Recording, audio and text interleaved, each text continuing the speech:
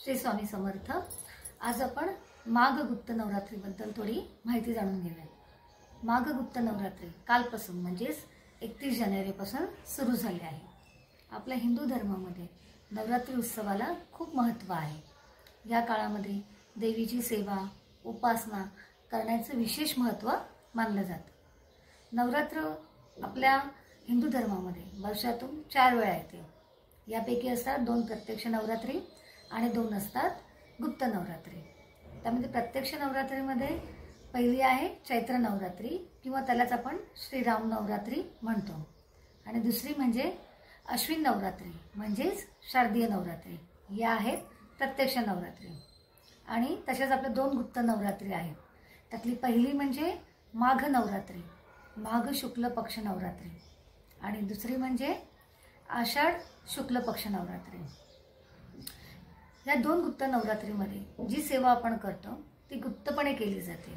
म्हणजेच या नवरात्रीमध्ये देवीचे भक्त दुर्गा देवीची गुप्त पद्धतीने सेवा उपासना पूजा करतात। तर आपण जे चैत्र आणि शारदीय नवरात्रीमध्ये ही जी सेवा करतो ती आपली प्रकट स्वरूपामध्ये असते, आणि म्हणूनच त्याला आपण गुप्त नवरात्री असं म्हटलं जातं।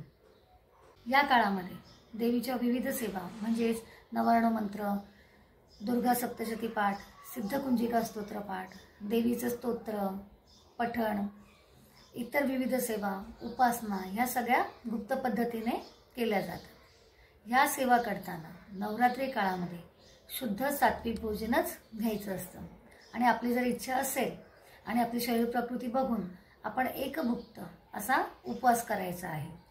तसं ब्रह्मचर्याचं पालन करायचं आहे, आणि भूमिशयन म्हणजेच पलंग आणि बेड यांचा झोपण्यासाठी वापर करायचा नाहीये, तर खाली आपण अंथरूण टाकून चटई किंवा घोंगडीवर झोपायचं आहे। त्याचप्रमाणे नित्य नियमित संकल्प करून किंवा संकल्प न करता शक्य त्याप्रमाणे आपल्याला आई भगवतीची सेवा पाठ मंत्रजप स्तोत्र सगळे पठण करायचं आहे। हे खूप आपल्याला फलदायी असतं।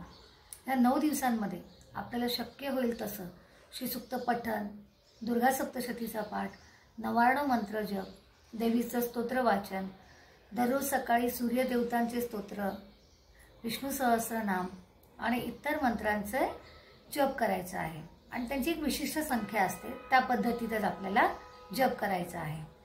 वरील नियमांचं सगळं आपल्याला पालन करूनच ही सेवा आणि उपासना आपल्याला करायची आहे।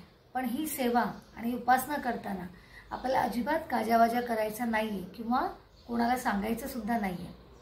ही उपासना आपल्याला न सांगताच करायची आहे, कारण गुप्त नवरात्रीमध्ये सेवा उपासना गुप्त असावी हेच यामागचं तात्पर्य आहे।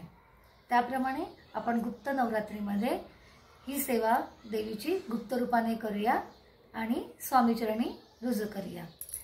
श्री स्वामी समर्थ। गुरुमाऊली चरणार्पणमस्तु।